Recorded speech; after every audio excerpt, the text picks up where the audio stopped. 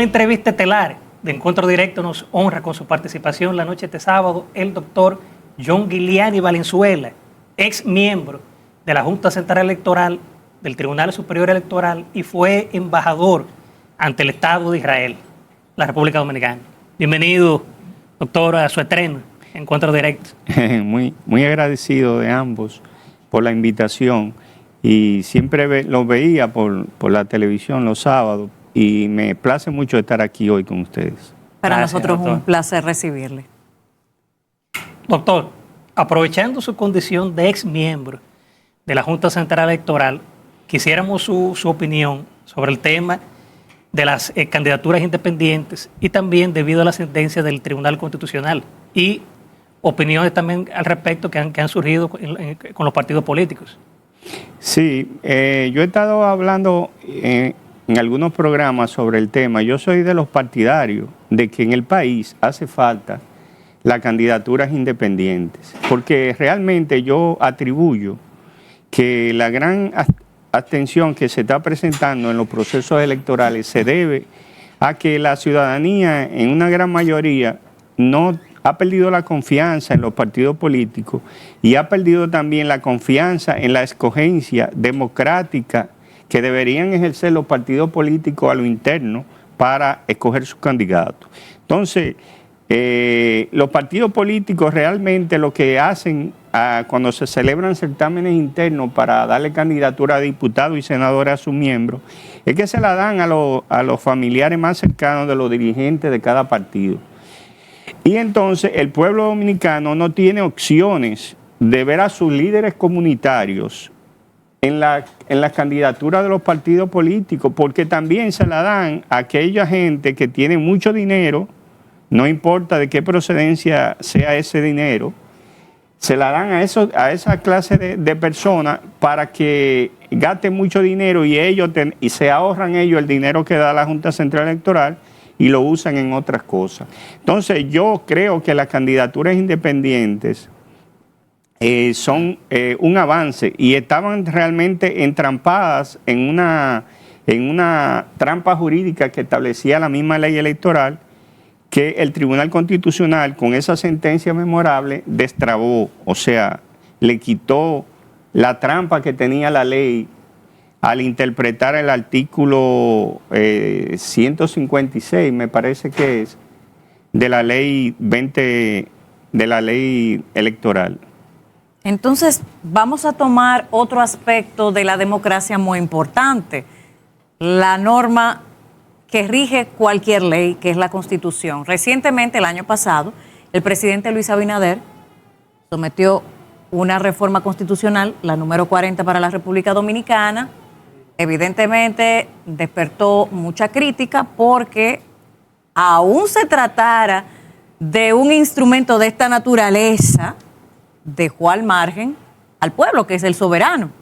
Y el pueblo se enteró solo de lo que había pasado posterior a su promulgación. Ahora bien, partiendo de ahí, vamos a entrar en un aspecto que entiendo en lo particular muy importante y es, ¿qué valoración usted da a esta reforma 40 de la Constitución? ¿Qué implicaciones puede tener ahora que hablamos de la elección de un nuevo procurador y la mitad de los jueces que quedan también bajo la elección del presidente? Realmente no ha cambiado el fondo porque el presidente sigue teniendo la decisión de estos cargos.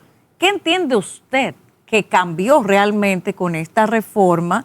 Y si hay algo detrás de estos cambios que usted puede observar por la pericia de tantos años. Mire, realmente si el cambio se hubiera producido, si en esa ley que usted señala se hubiera establecido el mismo procedimiento y era lo que yo pensaba en principio, el mismo procedimiento que se usa para escoger, por ejemplo, los jueces del Tribunal Constitucional, los jueces del Tribunal Superior Electoral y los jueces de la Suprema Corte, se hubiera escogido el procurador con esa misma procedimiento o formalidad. ¿Cuál es ese? Uno muy sencillo, que todo el pueblo presente su candidato, las instituciones presenten, las diversas instituciones, su candidato a Procurador General de la República y que el Consejo escoja uno de ellos con el procedimiento establecido en la ley.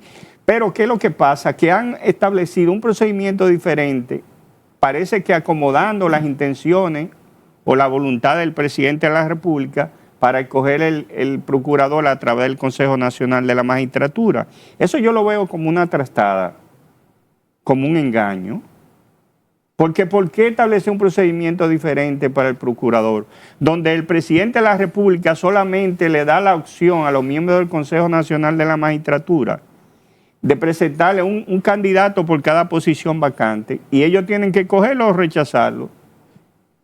Eso no es democrático. Eso no fue lo que el presidente de la República le vendió con bombos y platillos a la sociedad dominicana. De hecho, imaginen que es algo que también llama a, peor que suspicacia, que si no eligen a favor de la preselección del presidente, este proceso, de acuerdo a esta ley, podría repetirse hasta que se logre. Lo que le quiere decir que reafirme el carácter antidemocrático de esta elección. Totalmente antidemocrático, porque además la única opción que le da, yo estuve leyendo el reglamento, y la única opción que le da, por ejemplo, a los miembros del Consejo Nacional de la Magistratura, establece el artículo 46, me parece, párrafo 1, que ellos pueden hacer una comisión de 2 miembros del Consejo Nacional de la Magistratura y tienen 2 días para investigar al candidato que propuso el presidente en cada una de esas posiciones. Solamente eso.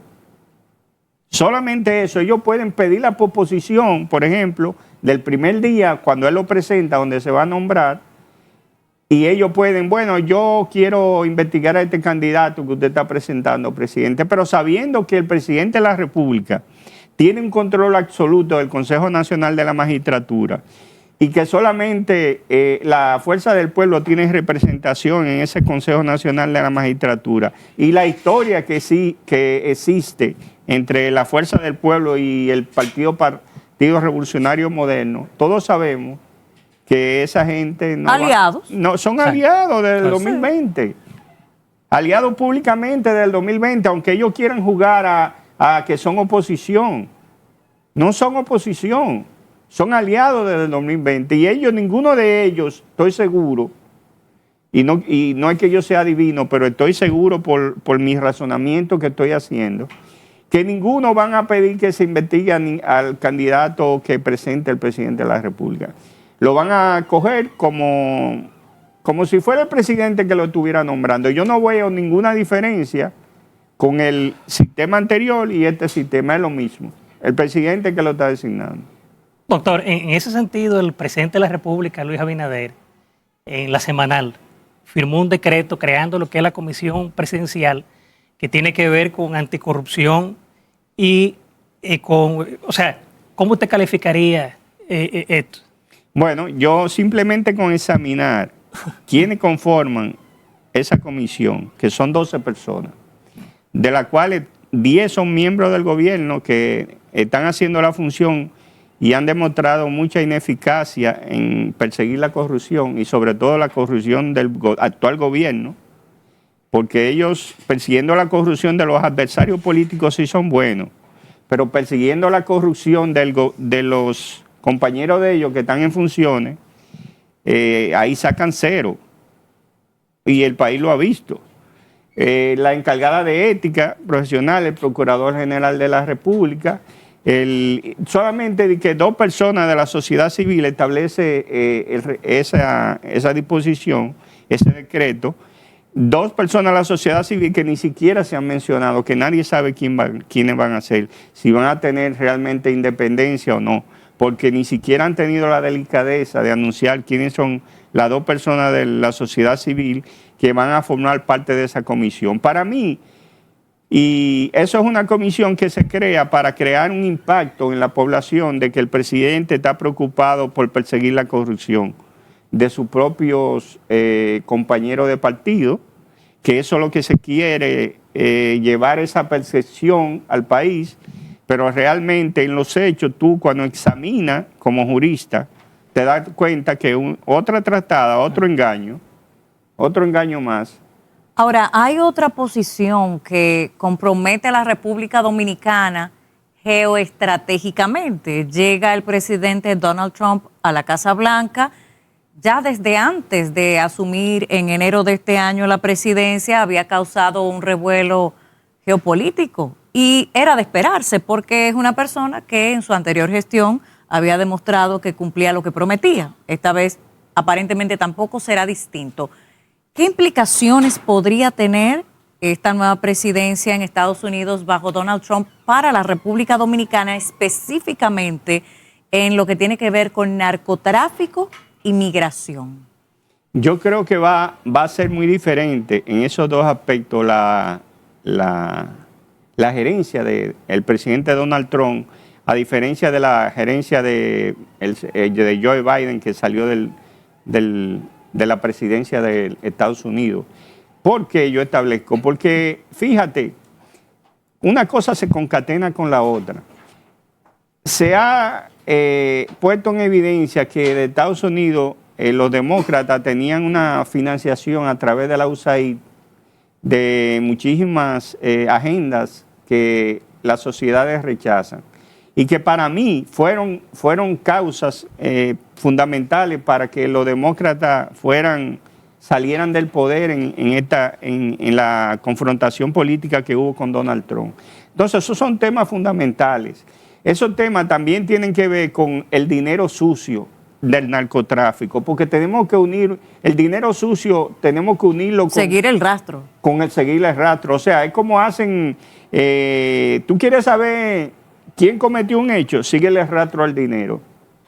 Tú siempre que le sigas el rastro al dinero, tú te vas a dar cuenta quién está realmente, es la persona responsable del tema.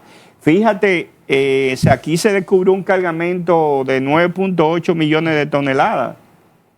¿Alguien más ha oído hablar al presidente sobre eso y al gobierno? Lo que es peor, doctor. Nadie sabe quiénes fueron los dueños de esa droga, porque a los que sometieron fueron una gente muy humilde.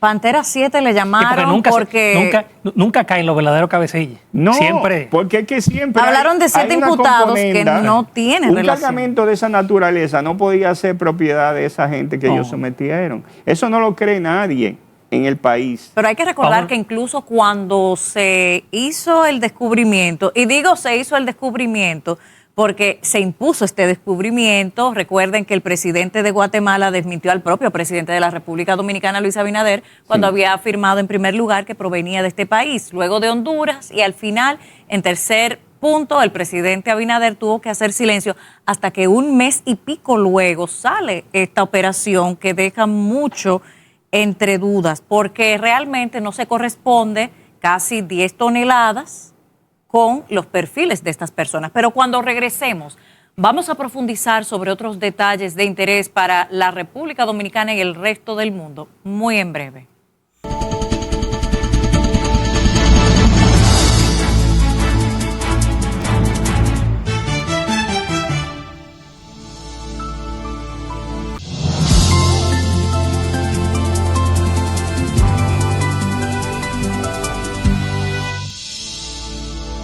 De regreso con encuentro directo junto al doctor John Giuliani Valenzuela, exmiembro de la Junta Central Electoral, Tribunal Superior Electoral y ex embajador de la República Dominicana ante el Estado de Israel.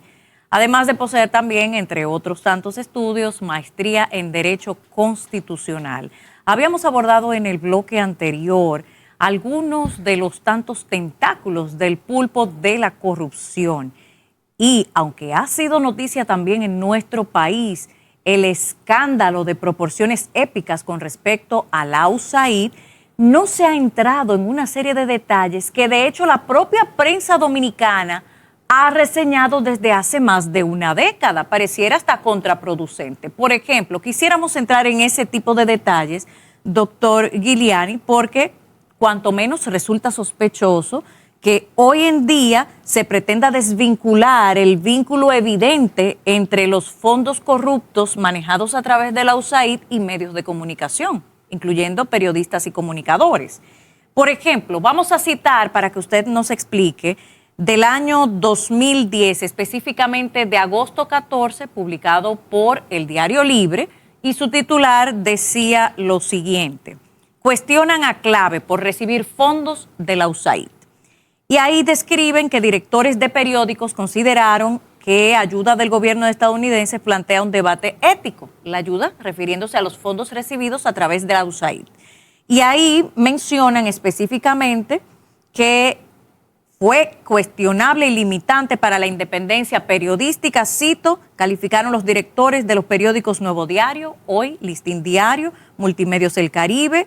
Los principales estaban criticando esos fondos que venían de la USAID, que el gobierno dominicano financió la apertura de Clave Digital en el año 2004, medio que fue cerrado la semana pasada, haciendo alusión al 2010, junto al semanario Clave debido a problemas económicos. Valoración y comparación al día de hoy.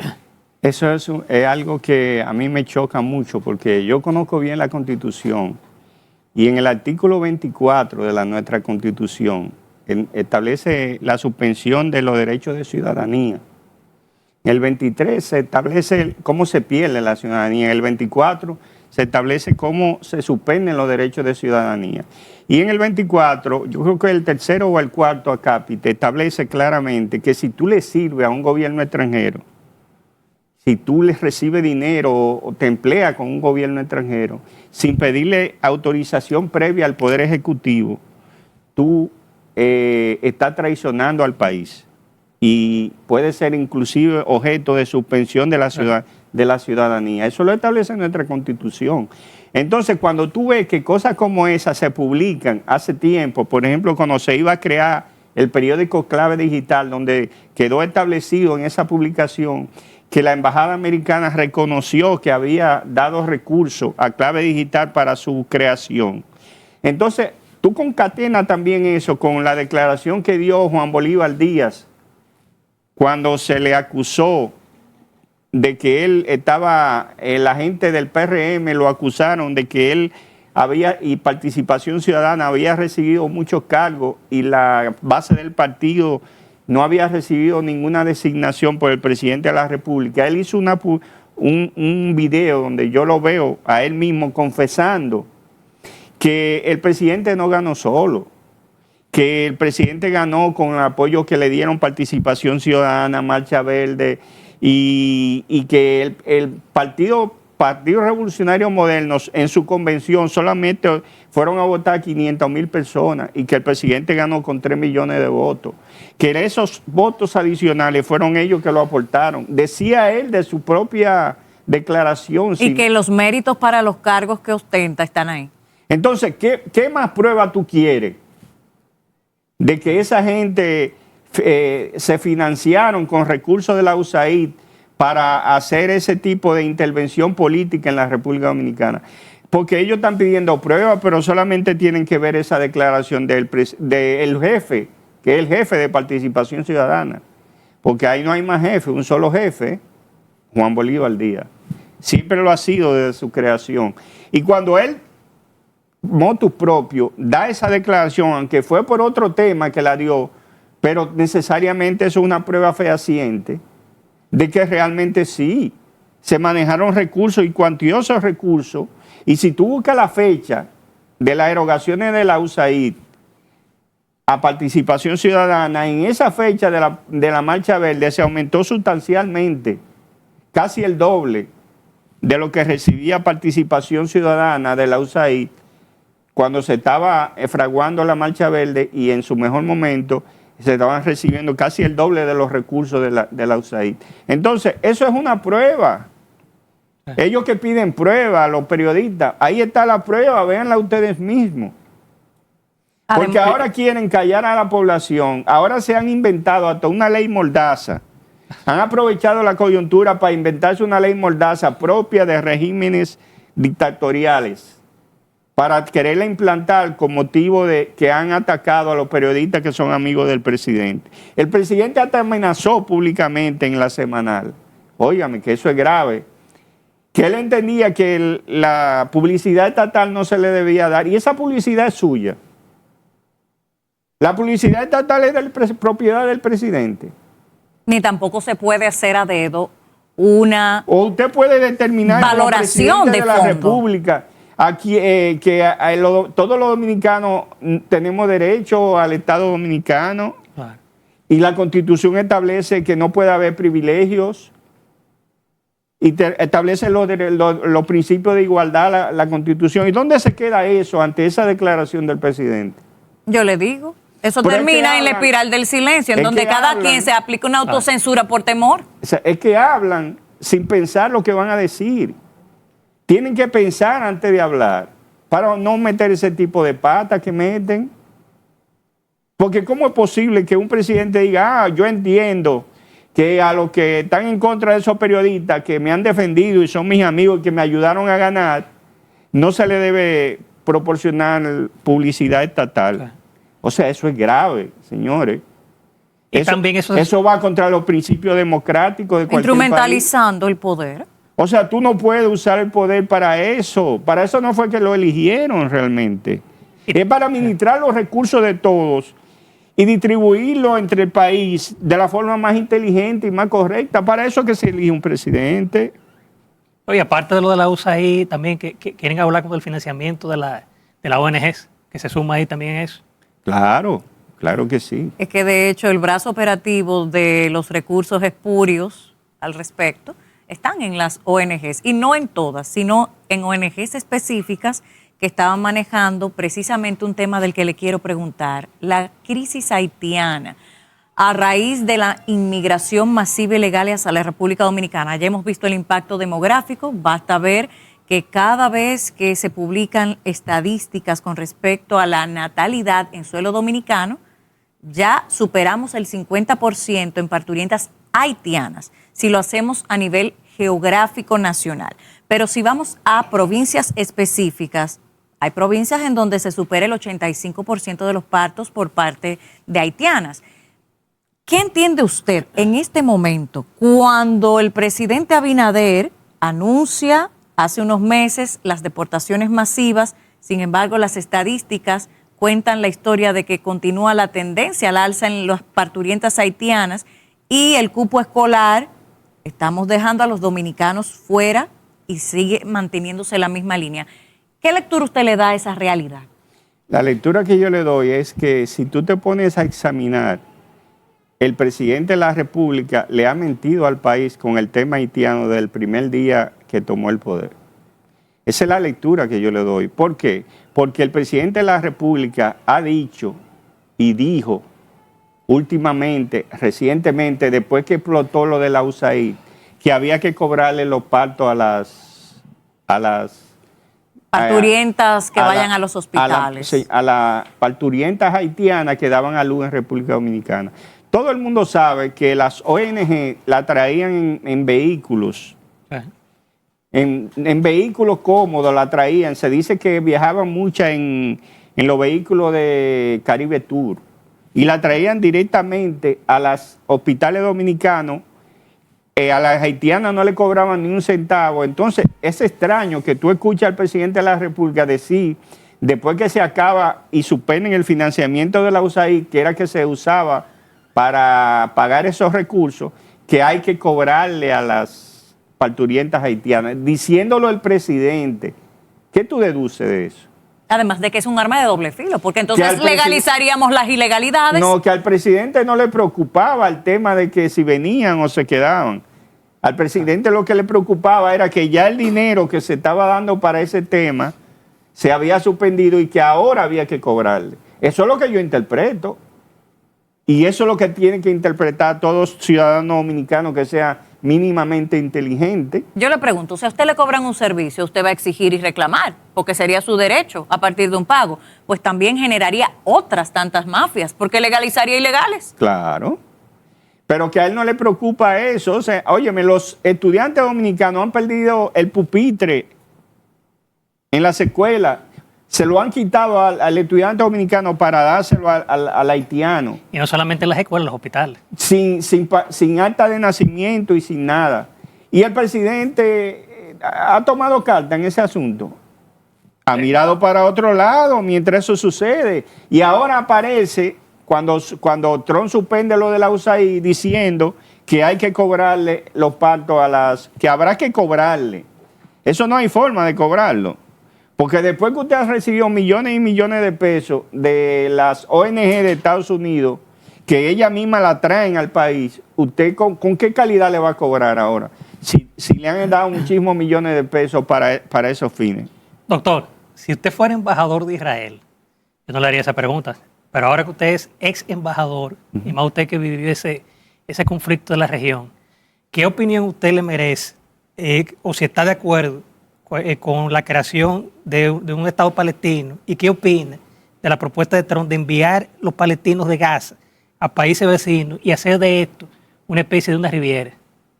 Mira, lo primero que yo debo aclararle al país es que hay muchas cosas que se dicen con ese tema que no son realidad. Por ejemplo, hace 3.000 años, ahí en esa tierra siempre han vivido israelíes y judíos.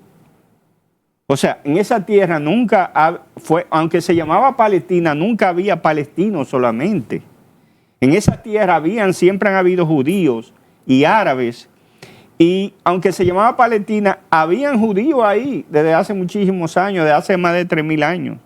Y ahora también lo mismo pasa en Israel. Ahora yo fui embajador de Israel y en Israel hay muchísimos palestinos que trabajan en fábricas e inclusive hay partidos políticos de origen árabe palestino que tienen representación en el Parlamento israelí, que es el verdadero poder en Israel. Entonces, siempre han estado ligados los palestinos y los judíos en esa tierra. Entonces, ¿qué es lo que plantea Trump? Como la tierra está destruida en esa franja de Gaza, ahí eso está piedra sobre piedra, no queda un edificio parado. Él está proponiendo que él va a gestionar o ellos van a gestionar, buscarle vivienda de mejores condiciones a esa gente que está ahí, para que esa gente salga de ahí y se vaya a otros países árabes amigos, para ellos convertir eso en otra situación, o sea, convertirlo, vamos a decir, en una atracción turística, porque tienen una playa que pueden atraer mucho turismo para esa zona de la Franja de Gaza. Eso es una solución al tema. Ahora, ¿qué es lo que plantean la otra parte, los que son contra de Israel? ¿Qué plantean? Porque se ha planteado esa solución, pero me gustaría saber qué plantean, qué otro planteamiento diferente pueden plantear, por ejemplo, los líderes palestinos. Los líderes palestinos lo único que plantean es la eliminación de Israel como país. Y eso no es un planteamiento aceptable. Bien, doctor, solo nos queda agradecer su participación y yo espero que se repita pronto. Siempre a sus órdenes y ha sido un gran placer compartir con ustedes este espacio. Gracias. Para nosotros recíproco. Luego abordaremos otros puntos, incluso aristas que no se tocan públicamente sobre la crisis haitiana y la parte de la documentación y las mafias del registro civil. Usted que pasó por la Junta Central Electoral sabe de lo que hablamos. Sí, yo era en la Junta el que dirigía la cancelación y revalidaciones de cédula por designación del Pleno durante los 4 años que estuve allá. Y yo tengo mucha experiencia en eso, porque yo inclusive fui de los primeros que denunció en el país que pastores evangélicos estaban asumiendo la paternidad de haitianos sin documentación para resolverle su problema jurídico en República Dominicana. Yo me acuerdo que Alicia Ortega fue a mi despacho, hicimos un programa y yo enseñándole cada uno de los expedientes. Eso fue como en el 2007 que hicimos ese programa, porque yo era el encargado de cuando se robaba una identidad, anularla y revalidar esa identidad y darle la nueva identidad a la persona que le correspondía dentro de la Junta Central Electoral. Tema que se queda para ampliar en una próxima Muchísimas gracias. Muchísimas doctor. gracias. Gracias a ustedes. Gracias. Bien, amables televidentes, nos vamos a una pausa comercial y en breve volvemos ya en la rectica final de Encuentro Directo.